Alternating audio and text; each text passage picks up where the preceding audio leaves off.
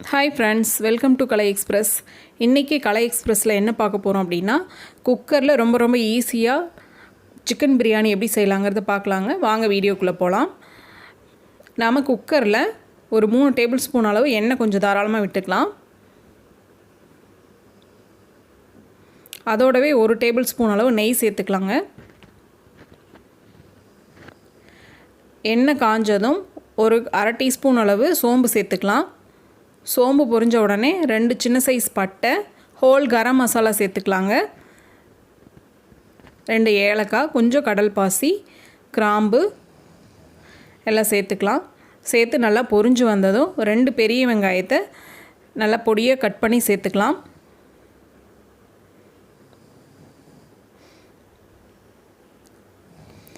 வெங்காயம் நல்லா வதங்கி வரணும்.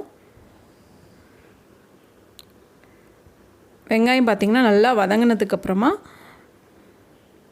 வெங்காயம் வதங்கிறதுக்கு கொஞ்சம் உப்பு சேர்த்துக்கலாங்க.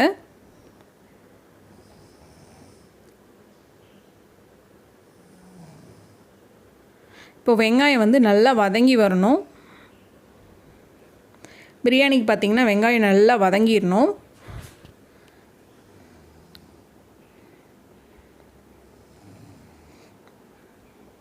மீடியம் ஃப்ளேமில் வச்சு அப்படியே வதக்கி விடலாம். இப்போது ஒரு 4 பச்சை மிளகாயை 2ஆக கட் பண்ணி சேர்த்துக்கலாம். வெங்காயத்தோட பச்சை மிளகாயையும் சேர்த்து நல்லா வதக்கி விடலாங்க.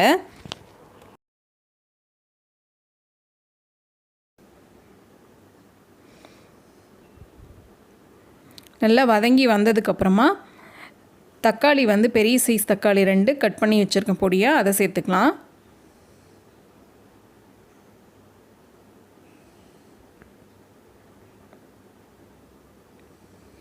வெங்காயம் தக்காளி வதங்கிறதுக்கு கொஞ்சம் உப்பு சேர்த்துக்கலாங்க.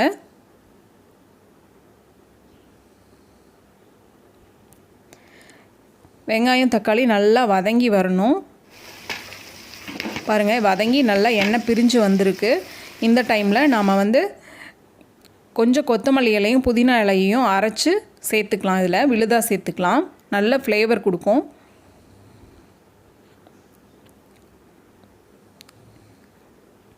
அரைச்ச விழுது இதில் சேர்த்துக்கலாம். சேர்த்து இது பச்சை வாசனை போக நல்லா வதக்கி விடலாங்க.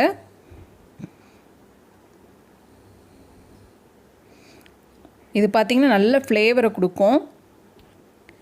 இப்போ இதில் 1 டேபிள் ஸ்பூன் அளவு இஞ்சி பூண்டு பேஸ்ட்டு சேர்த்துக்கலாம்.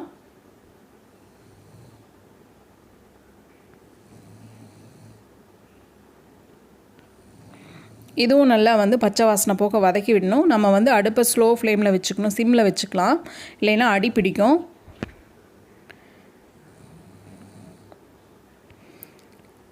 இப்போ இதுக்கு தேவையான மசாலா சேர்த்துக்கலாம். 1/4 டீஸ்பூன் அளவு மஞ்சள் தூள், 1 டீஸ்பூன் அளவு மிளகாய்த்தூள்,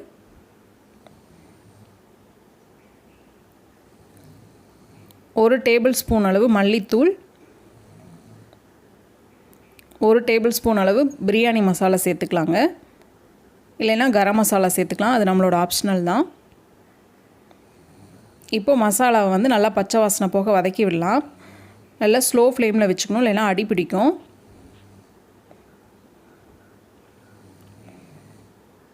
இப்போது எல்லா மசாலா எல்லாமே பச்சை வாசனை போக நல்லா வதங்கி வந்துருச்சு.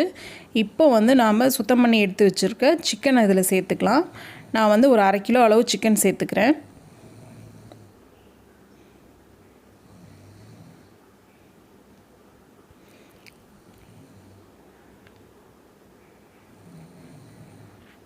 இப்போ சிக்கனை நல்லா இந்த மசாலாவோடு சேர்த்து ஒரு 10 நிமிஷம் நல்லா வேக விடணும். நல்லா கிளறி விட்டுக்கிட்டே இருந்தோன்னா நல்லா தண்ணி விட்டு வரும்.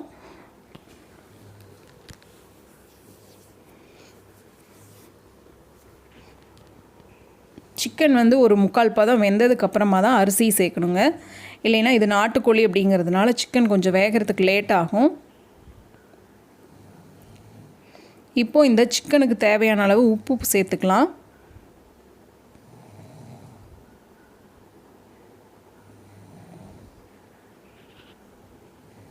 நாம் உப்பு பார்த்து சேர்த்துக்கணும்.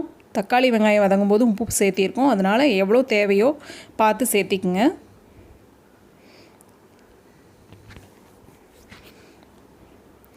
சிம்மில் வச்சு செய்யணுங்க, இல்லைன்னா அடி பிடிக்கும். இப்போது இந்த சிக்கனுக்கு தேவையான அளவு, வேகிறதுக்கு தேவையான அளவு தண்ணி சேர்த்துக்கலாம்.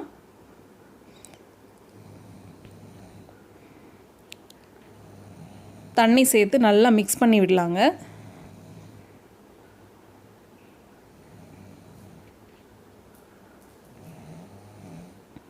இப்போது நாம் இதில் 1 கப் அளவு தயிர் சேர்த்துக்கலாம்.